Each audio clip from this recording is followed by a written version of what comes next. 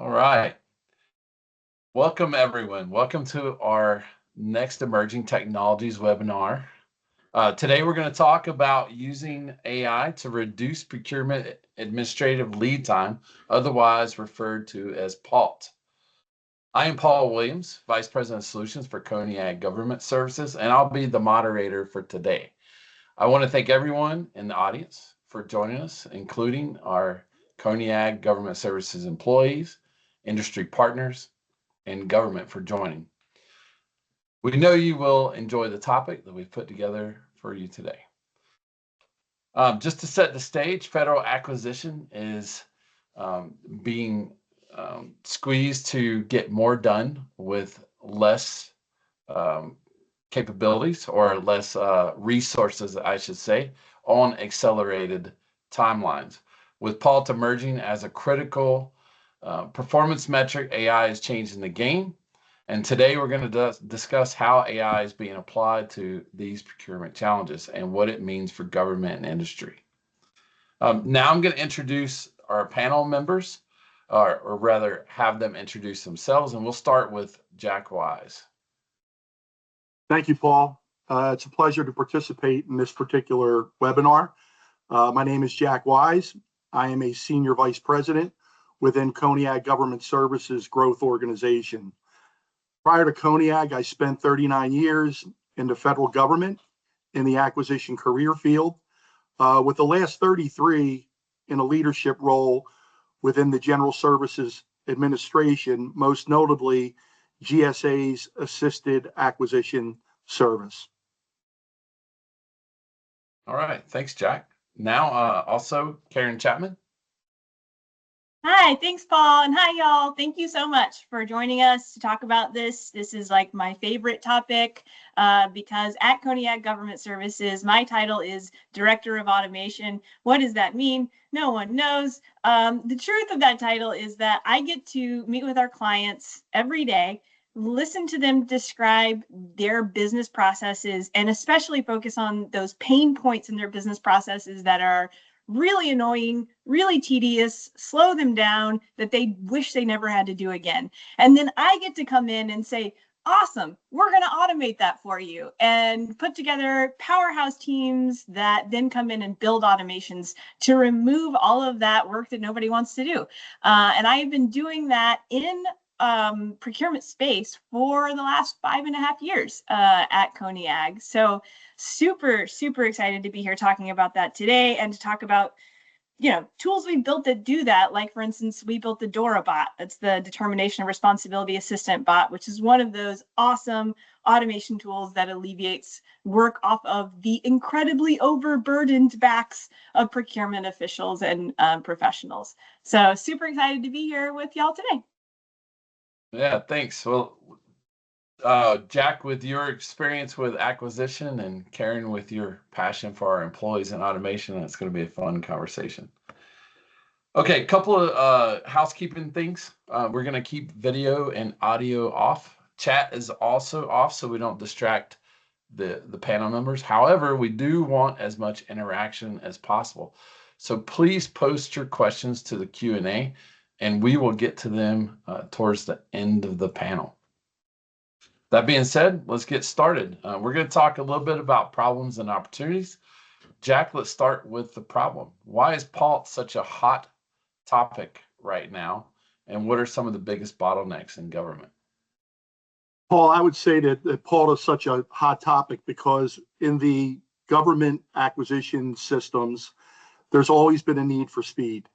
There's more focus on PALT these days because I believe, as a nation, we have to stay ahead of our adversaries, whether it be advancing technology through enhanced cybersecurity measures or giving our warfighters an edge on the battlefield through technological innovation.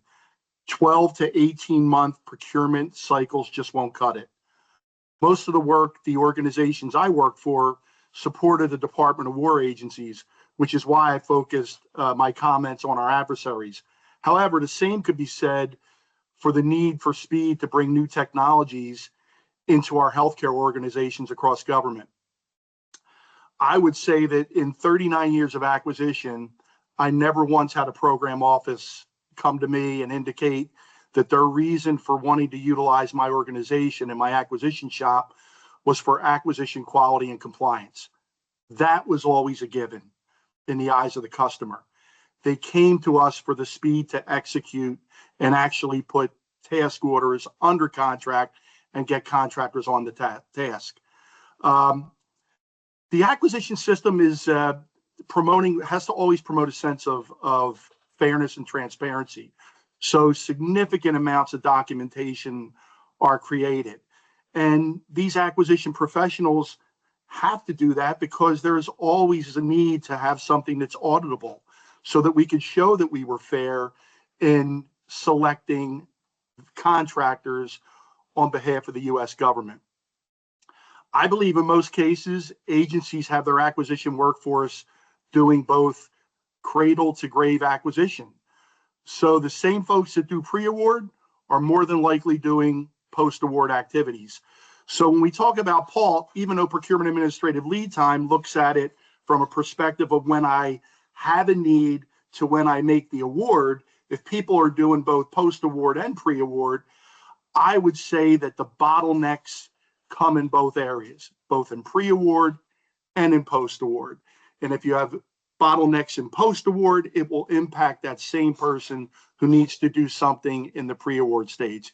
So a few specific bottlenecks that I would highlight, and I'm certain that there are acquisition folks out there that could identify even more. Performing market research activities. I mean, I would venture to say that you could do something market research within a week to possibly 3 weeks. That would be a metric. Perhaps it even goes longer than that. Developing acquisition plan strategies, developing performance work statements, along with quality assurance surveillance plans. On the post-award basis, I would say that QASP surveillance and then core reporting are some other things that would lend to bottlenecks. In closing, I would say that, busy work oftentimes takes you away from critical thinking work, even though the busy work is necessary. However, I always wanted my teams to focus more on the critical thinking, particularly around evaluation of contractor proposals.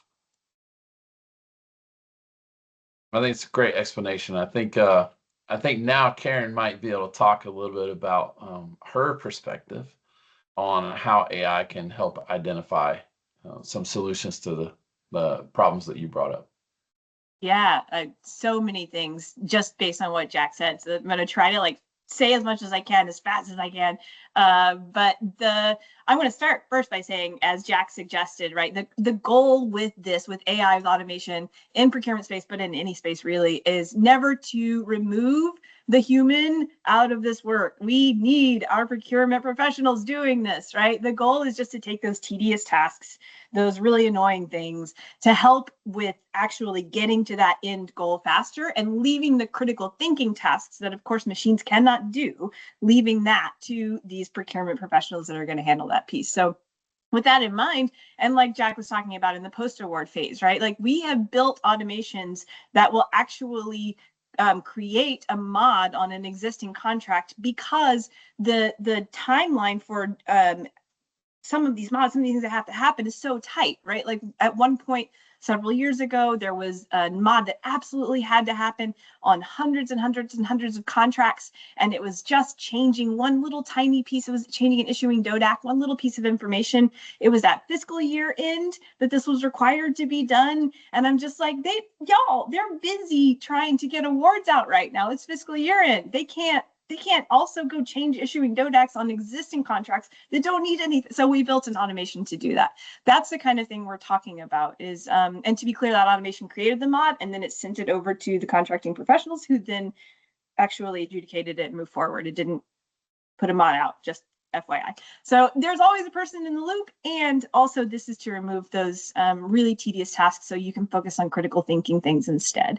And there are so many ways, like Jack was talking about market research. We're working on a jump starter for market research right now that could help to get all that information together and provide it to you so that you can then save a ton of time and going and pulling all those pieces of information, using an agentic AI process to do that. We're working on a J&A Jumpstarter right now that is a really great way, for instance, to help identify the coming workflow as well. Because right now, when a J&A is somebody first starts that J&A in the process, well, how high does it have to go up for approvals depends on some factors, right? Those people up at the tippity top that might have that J&A coming their way have a very busy schedule. So what if we can actually chart out for everybody, here's what you can anticipate coming in your workflow, even for KOs, right? Here's what your specialists are working on. Here's where the progress is. Let's chart out some workflow management tools. Let's help you to be able to identify what's coming your way while also creating, for instance, a first draft of a J&A for you. So, and then like a billion, the QASP, like Jack mentioned, for one customer, we have built a statement of work Jumpstarter that creates a first draft of their statement of work and sends it back to them. Always a first draft, by the way. If anybody tries to tell you AI can complete this, they are wrong and they are fibbing to you. It is a first draft. The idea is take what the AI produced, make it yours, turn it into yours. It needs a lot of love still after that first draft. But we have a tool with the customer now that actually writes a first draft of a statement of work and provides it back to them within 5 minutes of them. They have to write like a 2 or 3 sentence description of the requirements and send that over to the tool. And 5 minutes later, they have a first draft of their SOW or PWS in their inbox. So those kinds of ways are how we are using AI now and how AI can go even further to really help speed up the acquisition process. Thanks, Karen. Hey, Karen, so your title is Director of Automation, but now would be more relevant to be Director of AI and Automation. So the question I have for you are, how have things changed? Because you've been doing this automation for 5 years, or ever since you've been at Cognac Government Services. So what are some of the things that have really changed? Because you were really effective with this before, but now you also have AI. So what are some of those AI capabilities that you've been able to bring to bear, and specifically how you're applying them to the customer problems? Yeah, absolutely. Super. So when we started, we were really tied because we had sort of traditional automation possibilities, like y'all might have heard of macros, for instance, in Excel spreadsheets. That's an old school, like that's your granddad's automation, right? Or like writing scripts that could then execute on a cron job or on a cadence that you set up, right, in advance, those kinds of automations. And then we had the advent of robotic process automation, RPA, which was this huge leap forward in capability because RPA can do just about anything a person can do on a computer. It can mimic that action. So it can, open emails and download attachments. It can open the internet and click on websites and grab data out. It can send emails. It can do a bunch of things, right? So that really increased our capacity for what we could automate. But we were always stuck when we got to the point of needing to analyze data or produce new data, right? If you had to produce data, say, that was very formulaic, right? Like you've got an Excel spreadsheet and you need to take everything in row C and you need to multiply it by 3 and put that in row D. Great, RPA can do that. But if you need RPA to read something and then summarize it and give you back some high-level summary, out. RPA can't do that. And then ta-da, with the advent of generative AI, which is like, Chat GPT, now we can do that piece of like summarizing data or creating new information. So when you combine the power of RPA to mimic any actions you or I could take on a computer with the power of generative AI to actually analyze information, create new content, and produce that, that's how you get to things like our PWS Jumpstarter, the market research Jumpstarter we're working on, that make it possible to automate an entire business process beginning to end. Oh, it's a very great explanation. Thank you. Okay, so Jack, how do you see agencies balancing the speed with oversight? So as Karen pointed out, you can't just take what the AI gives you and accept it as good, or you'd be wrong, as Karen said. So how are government agencies going to take and balance this new speed and capability with the oversight of what comes out of it? Yeah, Paul, I would think that, first and foremost, I think these systems, have to be auditable.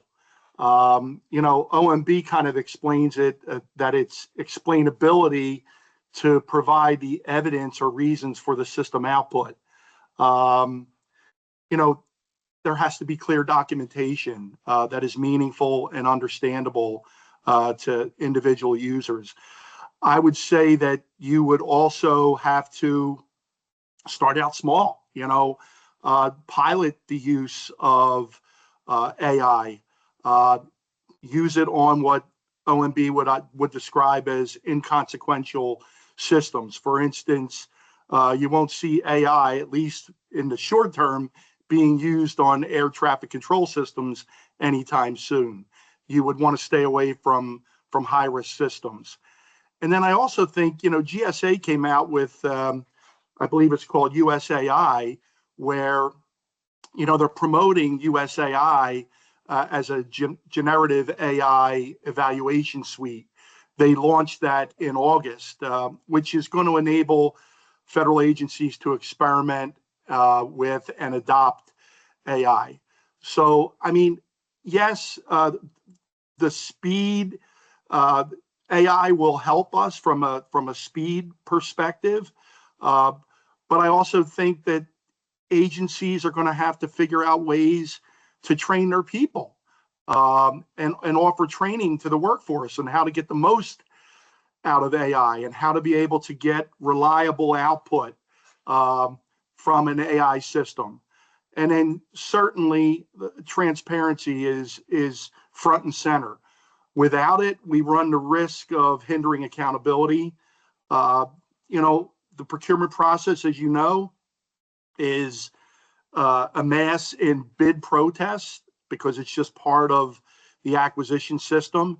And, utilizing AI tools, when I keep talking about that audible aspect, we're going to have to explain the decisions that we make. And in some cases, even though we definitely have a human element, you want to make sure that there's not an over-reliance on artificial intelligence. We have to ensure that contracting officers and program managers are not overly relying on it. They're understanding the outputs generated by the tools, because ultimately, as we always said in the government, our contracting officers are ultimately responsible for the decisions that they make. It's always going to be a human being, a contracting officer, obligating government funds and essentially awarding that contract. They can't rely solely on AI output without independent verification and validation. It would be great to say that we could get 100% accuracy, which would certainly appease the acquisition workforce's trustworthiness of AI. But I'm sure that that's not entirely possible. Not currently, anyway, as far as I understand it. Karen, do you want to address the audibility of what is output? Yeah, absolutely. And how important that is. I know I'm foot stomping this, but gosh, it's important. That's why we call these tools jump starters, right? They are not complete done. No, it needs to be audited. It needs to have a person looking at it. I know I came up with the name jump starter, and I know it shows my age because now cars don't get jump started anymore. I saw one being jump started last night on my walk in the evening, though, and I was like, yes, there's still jump starters out there. I'm not that old.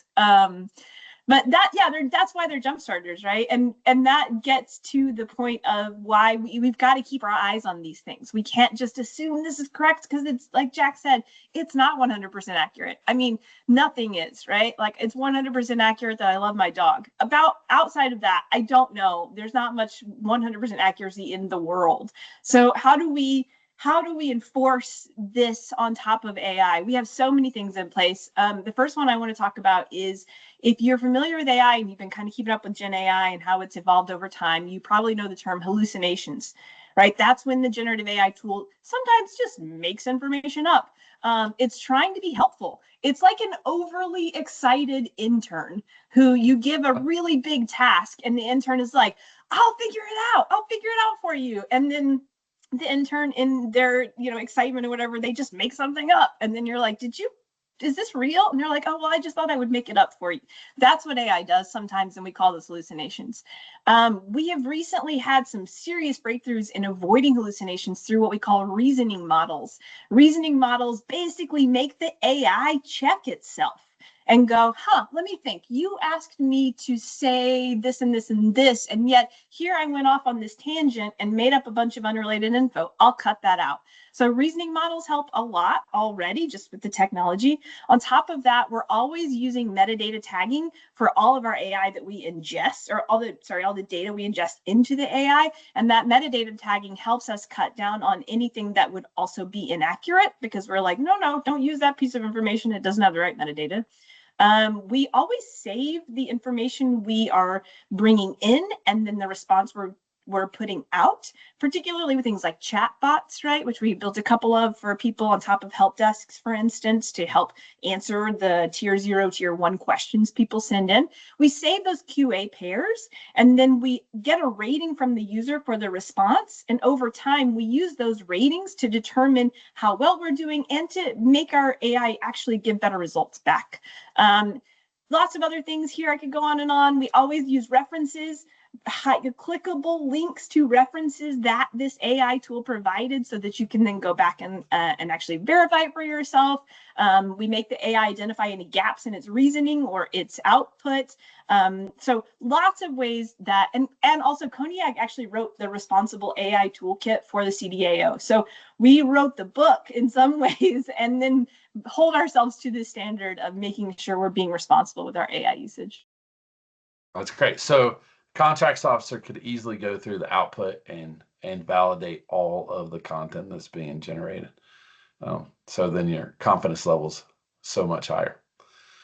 All right, so I want to talk a little bit about risks and roadmaps, because with government, risk is always like #1 thing, right? So Karen, I'm gonna let you lead off on this one and talk a little bit about how data is protected, or what your strategy would be for protecting corporate data, because these guys are using not only government data, but also like contractors, and they have to protect it heavily. So what protections are in place?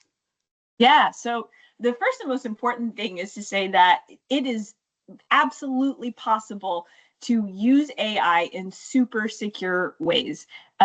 There are, for instance, AI, large language model service providers that are ATO'd and approved for usage across all of DoD, right? And there are models that are approved in different, we've all heard of like Nipper GPT and, so many Camo GPT.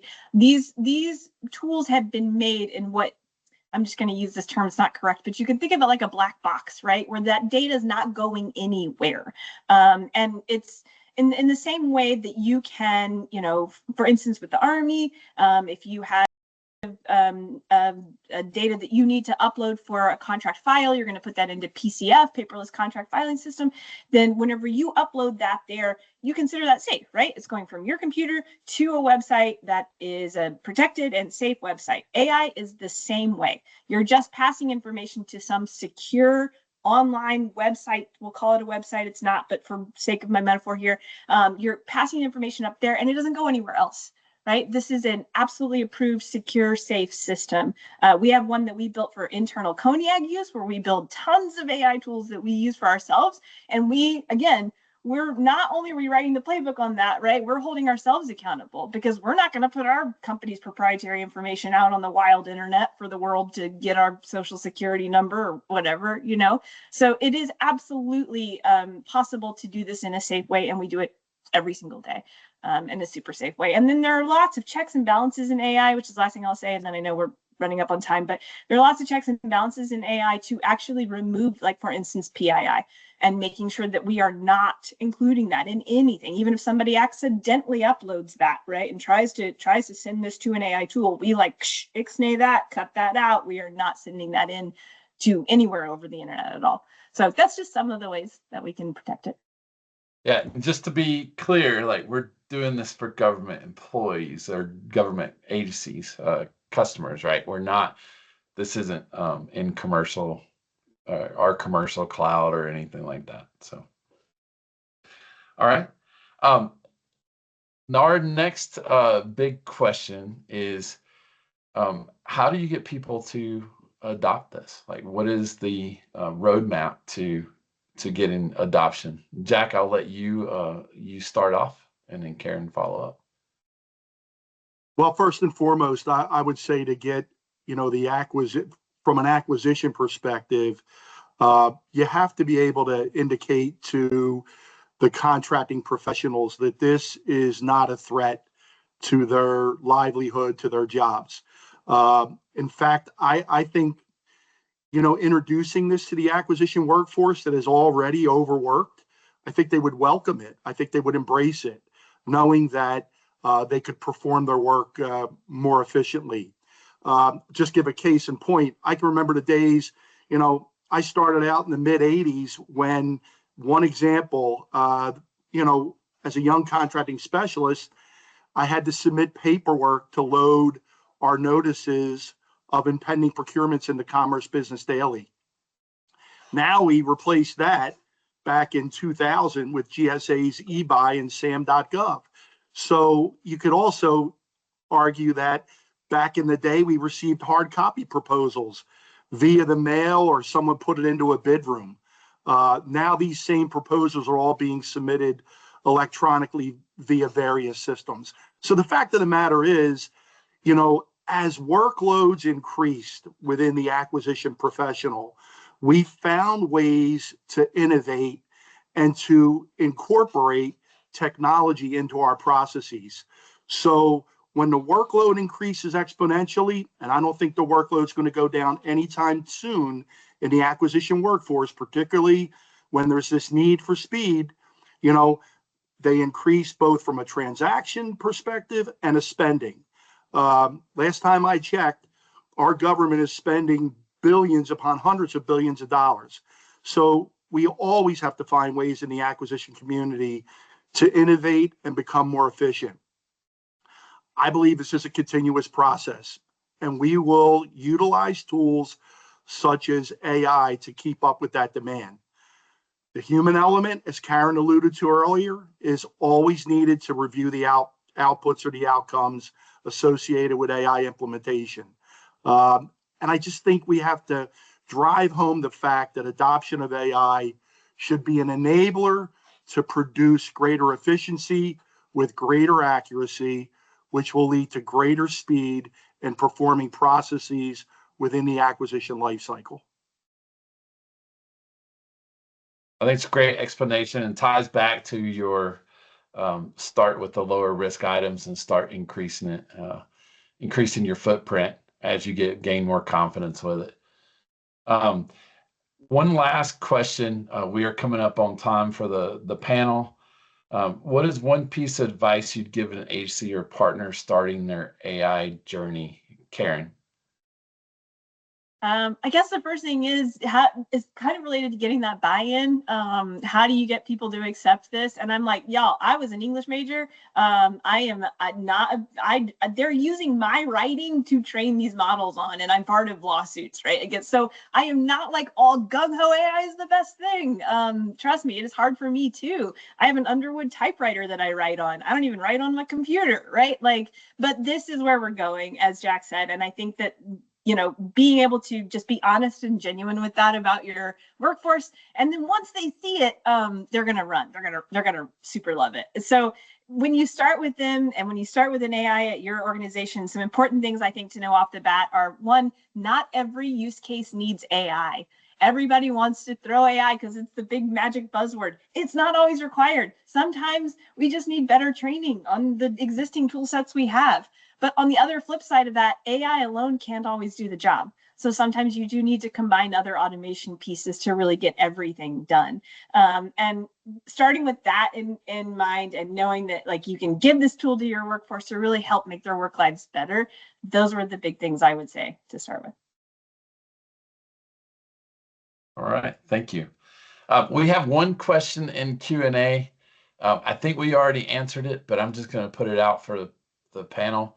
How are we ensuring that we use AI as part of the procurement process, and we are factoring in the human element in our responses? And Jack, you kind of alluded to this already.